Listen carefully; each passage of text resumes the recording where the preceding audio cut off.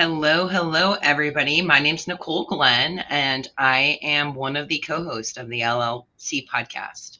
It's an honor to introduce listeners to inspiring women who make a real difference in logistics and supply chain. With the LLC podcast, you'll hear inspirational stories, both personal and professional challenges our guests overcame, how their backgrounds help shape who they are today, and how they empower others and give back to their communities and often the world. So today joining me is Lisa Henshaw. So Lisa comes to us, first of all, with an amazing background. I had the opportunity of sitting on a panel with her and got to learn so much about her and really the diversity and just inspirational side of you that you were able to share. And so I'm really excited to have you here and have our guest get a little dose of you. So Lisa is the Vice President of Human Resources at DAT Freight Analytics. She's responsible for creating and maintaining a workplace culture that engages DAT's employees and ensures each employee's talents are developed and utilized to their full potential. With over 20 years of human resource and facilities management, Lisa has held HR positions in the cable and pharmaceutical industries prior to joining DAT in 1999. Lisa earned her bachelor degree in applied mathematics from the University of California in San Diego and holds certificates in human resources management and compensation. So welcome so much to LLC. I'm so happy to have you here. Thanks for having me, Nicole. Yeah. So, I mean, I'm just going to dive right into this. I want people to get this little insight of you. First of all, give us just a little snippet of your background and what your day-to-day is like in the working world. It's funny, like you mentioned, my degree is in applied mathematics. I had zero plan to get into human resources, but and I'll date myself a little bit here. When I first tried getting jobs out of college, I was told I looked too young, that people in finance wouldn't want to work with a little girl. So you can, right off the bat, you're getting hit with that kind of stereotype coming out of it. Fortunately, landed in human resources as a temp. I was the receptionist at a large cable company in their human resources department. From that, was promoted pretty rapidly there. Ended up moving into the pharmaceutical space. And that's where things got a little bit different. I started realizing that you could really make a difference in human resources. It's not, the numbers were one thing that was easy for me. But I felt like I could make a difference every single day when it came to affecting people's lives and helping them grow and be better people and make a difference in the world. So it stuck. Came to DAT. That was kind of a risky thing. I came to DAT, no management experience. Met up through networking. That's one thing I will recommend women do constantly. Networking is so helpful in getting your foot in the door places. The uncle of a friend from college happened to be hosting some sort of seminar, and that's where I met somebody from DAT Freight Analytics. I applied for a generalist position here, interviewed with the company. Person I interviewed with said, "Hey, you're really way too qualified for this role," which was kind of disheartening to me at first. But then he said, "You know what? I just put in my resignation today as the manager of this group of people. Why don't you come on in an interview for that instead?" So on the human resources side? On the human resources side. So I came in and they offered me a position to manage a team of 5 or 6 people, I forget at the time, all of them at least a decade older than I was walking into this company. It was scary. I'm not going to lie. Also, and we'll probably talk about imposter syndrome later on in this. Yes, that immediately cued my brain. I'm like, God, I felt like I was an absolute imposter walking into this role. Yeah, you're going to give me 6 people to manage and a whole function, and okay. But that's how I landed here at DAT. Almost 25 years ago. It'll be 25 years in May. So I know I want to talk about you mostly because I want people to hear your story and really the obstacles and your best advice. But sitting on the stage with you at Women's Summit and supply chain showed me just what a great culture that you do have at DAT. Yeah. And it's the same thing even here with our HR leader. she's so supported in what she's doing. She's all things people, right? And so with that, I mean, I just think so highly of the organization. So, I mean, just, I guess this is kind of a plug without trying to have it as a plug. What makes the organization what it is? Like, how did that really come to light to the way that you explained it, what I've Part heard? of it has been a leadership team at DAT. I'm really fortunate to have a bunch of really supportive leaders at DAT. So when I am feeling imposter syndrome creep in, Tony Salazar, our CFO, is the first one to say, "Hey, Lisa, we didn't hear your opinion yet." Like, he's a total ally to me. He's a He'll bring you in. example of an ally. Yeah, Um, and others, part of it's because I have been here 25 years and I do know my way around this organization. So I've made myself useful that way as well, right? yeah, So they do seek out my opinion, which I appreciate. That's why I've stayed 25 years. I've always been able to make that difference. Um, Culture is something that's always been really important to DAT. We do the Gallup survey. That's to, constantly grow the engagement of our employees. If you look at all the stats out there, engaged employees are grossly more productive to an sure. organization. And Yes. honestly, they make my job easier when they're engaged. I Mhm. can focus on other things for growing people. Well, and Uh, that openness that you have, it allows you address true issues, because I feel like HR tends to get the brunt of like the negative things that are happening too, but then there's a lot of folks that don't say anything. mhm. So when you open up that dialogue and make people comfortable, you can actually get to the stem root of issues and actually make the most impactful change within an organization. Yeah, and we do. We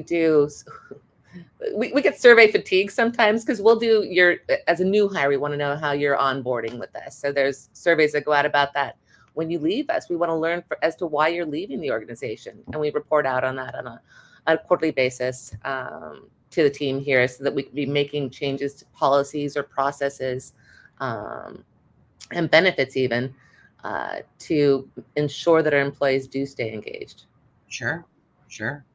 So I'm going to jump into our first question that we have about you, because the thing that we always do at LLC, just so whoever's listening to understand, we throw out a bunch of questions to our guests so that way they can go through and really talk about, what made the most impact in their career and overcoming obstacles. And so Lisa has picked some great questions. We're going to focus in on leadership. And I want to ask you this question, over the years in the leadership spot, out of all the people you've met, who has inspired you the most and why? So I've been really fortunate to work with many strong women leaders. I'm going to give you two, actually. A quick one on Lisa Conti, who was the president of the startup pharmaceutical I worked for in San Francisco. She was pharmaceutical, similar to logistics and transportation, very male dominated.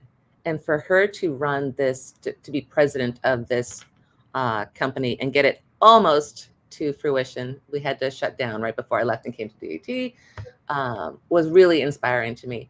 What I didn't like about that was it seemed like she put every other aspect of her life on hold. And that was something that didn't work for me personally. Mm-hmm. So the one I would pick as being one of my biggest mentors was Teresa O'Doherty. She was our CFO when I first joined DAT, and always had a seat at the table. She had the loudest voice in the room. It was just amazing to watch her be that confident and brave, right? So Yeah, that was really inspiring to me. sure. I mean, that is really hard for people, and in some cases it's sad how often it's hard for women to like find their voice at the table and convey their messaging in the right way. Yeah, So she initially was not my boss when I was first hired, but became my boss 6 months after being hired. And she taught me that my math background actually was really good at filling in the gaps from a people perspective as well. So that was helpful. huh, that's funny, because is it more of an analytical mind to kind of like read how things are going? A little bit of that. And also, I can make a mean business case as to why it's important for people to be engaged. And if you increase this benefit, I'm going to see attrition go down by this much, which will save the company this much amount of money and result in this much more productivity. So it helped. I'm sure, because what leadership team doesn't want to understand the ROI of something, Right. right? That's exactly right. Yeah. I always try to teach people how to like plead their case in that, like, what value does that bring and how do you convey that and what's important to your leaders and what they're trying to accomplish. Take what you're trying to aspire to and put it in the perspective of the leader on what that does for them. And that's a hard thing for some people to do. It's To have that different person to person too. You've got to be able to read your audience as well and tailor that message depending on who you're talking to. Well, that was one of the things that you said. I remember we're on stage together and we're going in a row on answering because it was a panel. Yep. And we're going on in a row, and you were first. And I literally, when the question came to me, I was like, Marina, can you repeat that question? I was so lost in your answer that it made me like forget the whole question. And so I would love to, I know I'm kind of going off script here, but one of the things that you've really talked about that impacted me that I think is so important for our listeners to understand is really how to do that. You know, how do you pick out those important things on what to convey and spin it to the other person's perspective? Because that seems to be one of your superpowers. So it's understanding what they're trying to achieve, right? So, you know, we were talking about Mike Weaver, the head of our sales group here, right? He wants his team to be successful. So if it's a commission plan that drives that and encourages them to excel, then that's where I'm going to focus my argument with Mike. With Tony, if we're having a lighter year from a revenue perspective, it might be on how it's going to save us money. Or if it's, ironically, also with Tony, he's got one of the biggest hearts on the team, right? He's our CFO, and he coaches me on how to be people first. And so I will also lead with comment. I know. He's a good balance. Yeah. So yeah, you were explaining too, just, you know, even what you had made mention of on getting people to be people first, you know, how you've approached that and made changes for women in this space, and really any diversity has been your focus. And so I think that's full credit for all of this. It's truly a good culture that we have at DAT. Yes, I sponsor our ERG groups, but they're grassroots led. We have some amazing women at DAT that have carried the torch and passed the torch on to others within the organization to allow others to grow as well.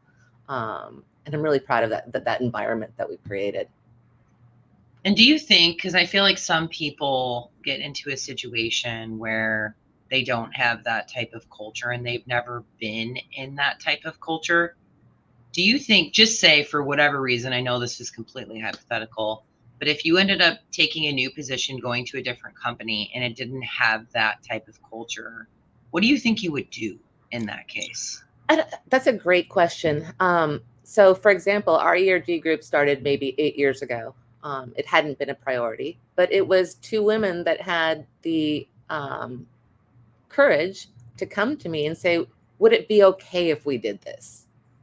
And from that, it really grew into something super powerful at DAT. But if they wouldn't have asked, I don't know that we would have, and, you know, eventually I would have read some article where maybe we should try it, but it wouldn't have happened as fast. And it took the courage of those people raising their hand and saying, hey, and it's no skin off your back, Lisa. Now, of course, I dove right into it because I wanted to support them, but we'll do all the heavy lifting, and we'd love to see this be a bigger part of DAT's culture, and let's just give it a shot. And leadership was open to that. I was very supportive, but leadership was very open to that as well, which was great. But it wouldn't have happened as early on at DAT without those two women raising their hand. Right. Yeah. And I think that's the point that I hear often too. Is I was at a conference actually 2 weeks ago, and I was sitting in a women session, and, you know, the audience asked a question on really the being able to be included and how to have their voice at the table and how to get into discussions when it gets heated. And she kept explaining different things that showed me that she wasn't in a good culture type of company. And I wanted to yell out in the audience, you need to leave. You need to leave that company. I know. Yeah. You can't change all of them. You have to know when it's not the right one. I will say, this is an off topic, a little bit of a tangent. One of the most important things, I can get emotional about things sometimes.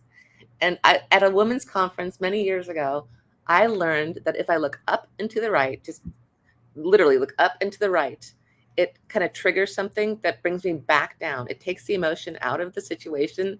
So I encourage people to try that. If you find yourself getting into a position where you feel like you're speaking from emotion instead of business need or something, that one really helps me. There's a trigger. You start using a different part of your brain and it brings you back. Well, there's an exercise that's about, I've seen this exercise where the coach makes you look one way without turning your head, and then makes you look another way, and all these different things, and then it recenters you. It's real. If you ever see me looking up and to the right, it's because I'm getting frustrated with somebody in a meeting. Take note, Lisa. I know. One of my tells. So being fortunate though, and being in a good culture, if you ended up hopping into a different opportunity, again, so completely hypothetical, I don't know if you would tolerate anything different, you know? I wouldn't tolerate it for long. I would try and fix it though first. I really would. Sure. I'm longer in my career at this point, and I've gotten pretty, brave about these things, but I would try and fix it. See it as a challenge. Sure. I mean, I've definitely seen it like that too, but I just always encourage people, like, try and see what happens, put yourself out there, but then really kind of build around all of your own internal values on if a company really fits you. I think we try to mold more to companies than having them mold into us and our why, what we're doing. Yep. I know who I am. Yep. I see the positive side with you on that. So that's why it's like just such a good piece of advice for people to really look at and take note of. So I do want to I'm sorry. Go ahead, Lisa. That's okay. One more tip on what made the group here more successful in coming to me with their ideas was they came to me with a lot of specificity. It wasn't something like, hey, we think we should be doing more for women. They came to me with a well thought out program like, Lisa, we'd like to meet monthly. We'd like to have these types of topics to be discussed. It would be great if you could kick off our first session and talk about yourself. But other than that, here are the next 4 topics we'd like to discuss. We'd like to invite people this way. We'd like to have these type of guidelines for participation. And that made it easier for me to say yes to, because it wasn't something hypothetical. It was a real plan that they'd already put together. So people are thinking about going about starting ERGs or other types of programs at their company. That was something that really made it a lot easier to say yes to. Sure. And unfortunately, not every organization is that open. So if it doesn't come to a person, they have to then start cultivating those specific things that they need to do in order to create that, to get that support. Because without that support, I've seen ERGs that they claim it. I think it's more of a PR stance, like instead of a real working change and part of their culture. And so it's understanding the difference between those and then trying to do all the things yourself to fill the gaps for people that aren't as fortunate as you, Exactly. We have a lot of grassroots efforts across the organization trying to build women up. And I love that. Yeah. So let's hop into mentorship.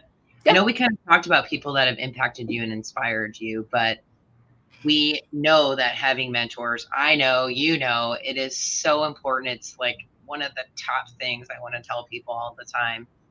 Share about a mentor you've had and like ultimately how that relationship came about. And I have 3, and I'll be quick about them because they all feed off of one another as to how they turned into one big long mentor over my career. Jim Strain was my second boss at DAT because they fired my first boss within 6 months of being here, and I got to hire him, which was a fantastic opportunity for me. So I hired somebody really strong in human resources because I didn't know what the heck I was doing. I was learning on the fly, had no formal education in it. And we balanced each other out. It was actually, it was good that I hired somebody not like me because then I was able to grow that side of me that otherwise wouldn't have been. It felt risky at the time. I would have done better with somebody a little bit more objective based and numbers oriented. But no, Jim was the epitome of the solid HR person putting people first. When he retired, I moved on and I reported to Buck Brody, who was the head of finance here at the time. Totally different. He was the opposite of Jim. He was all numbers, all business. And I also had kind of a weakness or a gap, let's say, in that area. I hadn't put a whole lot of effort into learning how a business runs. And so he spent the few years that I had with him teaching me about that, which now leads me to Tony Salazar, who I mentioned, our CFO, who's a combination of the two of them, and keeps me grounded from both sides at this point. Tony's also the ally. Mentors can absolutely be allies to you. And he is the one that checks in to see how I'm doing. If there's anything that I need, we toss ideas back and forth. And he seeks my counsel as well, which I appreciate. But he's the one in the meeting. If he doesn't hear my voice being heard, will reach out and ask if I have an opinion. Or he'll be the one to say, like Lisa said, 5 minutes ago, this is what we should be doing. Sure. He is quick to make sure that credit is given where credit is due, and not just for me. He's across his own team. He's a very well-respected leader in his organization because of the way he operates like that. So with that, like, how did you overcome? Because there's a difference between having internal and external mentors from your company, right? When you have internal ones, did you ever come across like the idea of being you felt a little too vulnerable? Did you want to show your cards? How did you open up to like show the cards on where you're at? What did you needed to learn to actually? All three of the people that I've talked to, I was comfortable being vulnerable with them. And that's a great, I'd love to pick your brain on what it is about these three people that made me comfortable being vulnerable with them. I wish I had a good answer for you, but I was in all three situations. I was comfortable laying all my cards on the table, saying this is a weakness, or I'm struggling with this, and asking for help. You have to be not afraid to ask for help.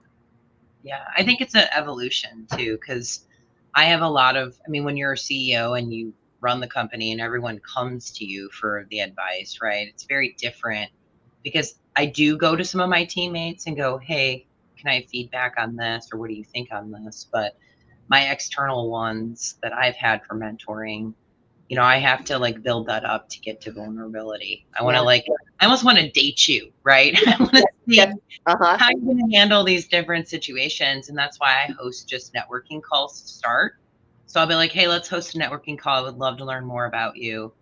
And then over time, start putting things out there. Maybe it'll have to be like the second or third call before I'll even go, okay. Yeah, good for you. Here's where I'm at. And then I want to go completely honest with it, because if I'm just trying to sell myself to a mentor, I mean, you're not going to get anything good out of it. Absolutely. Right. I was fortunate. I knew all three of these people before I enlisted them that way. So yeah. But that, to me, mentorship is one of the things that has just completely changed me, my life, my company. And so I love when our guests get to pick on that question, because it's like, get it, people. Do that. If you need help and guidance, like I'm even here to talk to you, because I just want to see people do that. So the next question I have for you is around the best advice that you ever got, or the best advice that you got that you didn't take, and how did that change you? That's a great question. The best advice I could give and did take was not waiting for handouts. So people don't always notice the good work that you're doing. You might have to raise your hand to take on more responsibilities.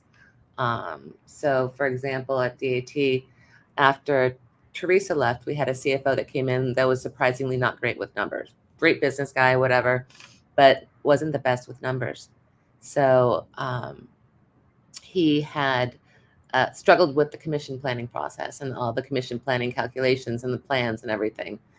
And after being told for a couple of years that no, that's not a human resources responsibility, I raised my hand again and they gave me all of the commissions.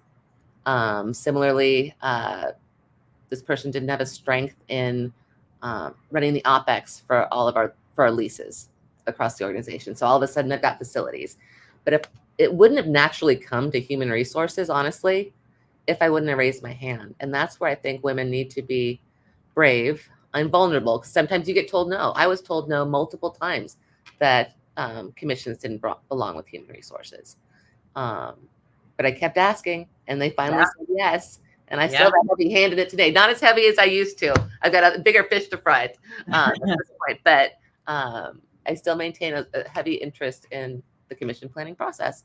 But yeah, whatever we can do to make women feel comfortable in, raising their hand for opportunities that might not be a natural thing for them, right? Yeah.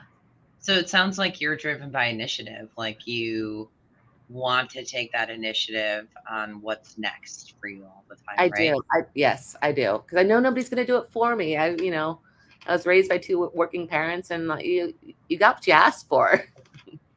Sure.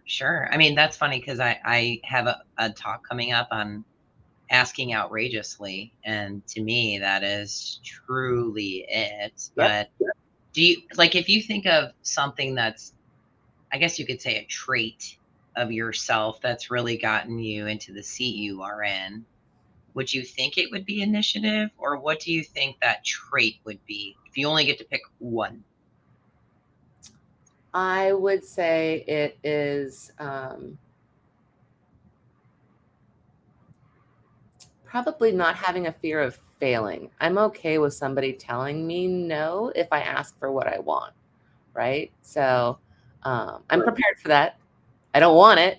Did it take training, or was that like naturally? Oh, it absolutely took training. It took failing and being hurt over it and realizing I came out on the better side of things ultimately, for it to sink in that it wasn't the end of the world if it didn't go right the first time. I don't like failing, but if I'm going to fail, I want to fail fast and learn from it and do better the next time. So that constant evolution is important. I agree with you for sure. So last question, I want to jump to it right away because I want to cover this with you. So you touched on it, and that imposter syndrome side of things, right? We all know, we hear this. It almost became like a buzzword, right? Where we all discovered, I don't know if it was Brene Brown or who brought it to light to this level, but thankfully I love it because it is true, and it is something that we need to pull back the curtain on for everybody. So why do you think that some women feel less secure, and what's the advice that you can give to someone to overcome the imposter syndrome side? So I'm sure there's plenty of studies as to why this is. You're getting the Lisa Henshaw version of this. I honestly think a lot of it's because we've been taught for so long to be humble, right?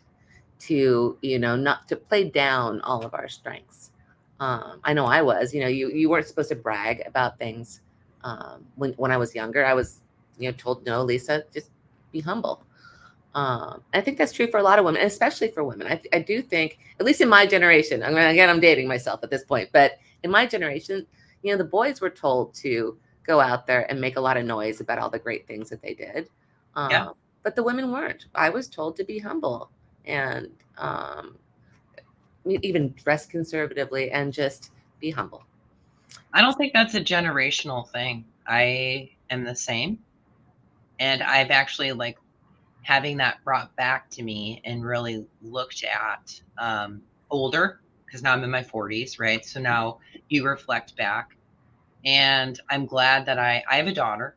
And so my whole thing with her is, I probably did some of that when she was younger. I probably did you have to sit a certain way and look a certain way. And then as I started learning that, she was now in her teens, and I had the ability then to course correct that. Right. And not saying, hey, I'm sorry, Matea, because it was just part of, it's part of society.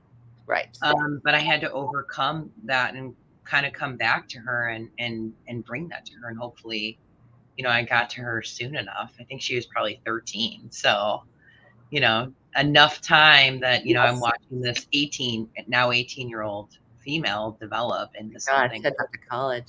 But let's talk about some of the things that help get us past that. So specifically at DAT, we actually hold brag lunches.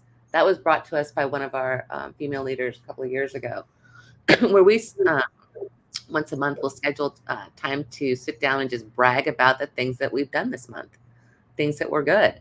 That's a really good idea. It's fantastic. It's like cathartic. It makes it okay to brag. It's not okay not to brag. You're supposed to. That's what it's called? The brag lunch? We call them brag. They have monthly brag lunches. And I try and participate as often as I can because I want to hear all the good things that the women are doing here at DAT. I want to do that here. I think that's awesome to do that. It's great. Anything, right? Yep. They're also just this month, I think it's this month, we have a women's book club as well. And the book they're reading this month is called Thanks for the Feedback, which is also, it's allowing you to, process the feedback that you do get more effectively, I think. I have not read this book, so my apologies to the book club if I'm getting it wrong, but to graciously accept it instead of, trying to deflect the positive praise that you do get from others within the organization. The other thing, so with imposter syndrome, what a company can do is recognize that it is a real thing. So we understand at DAT that women are less likely to apply for a job unless they've met 90% of the qualifications that are on that job post, right? Whereas a man will apply if they qualify for less than half. So if obviously female resume comes through, we'll give it that little extra. Maybe they're not telling us about all the great things that they did because they're just not as good at it. Yeah. So there's an extra, leg up if we see that happening with the resumes that come through the system. That's a really good idea too. Yeah. Even helping them write their resumes. I know that I've had female friends that, I had one lady, she just lived in the accounting world and she's like, I just process invoices. And I'm like, are you kidding me?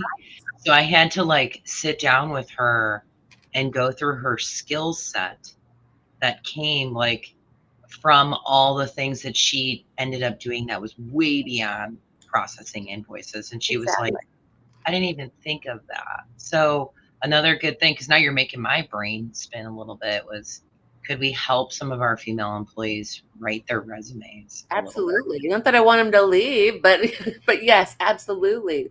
And I am here. I'll offer my help to those that are in industry and don't work for DAT to help them move on. Right. Well, no, even for applying for internal jobs. Yes, absolutely. Yeah. How do they get their name in that? Well, Lisa, I could talk to you forever. I know. We need to get together.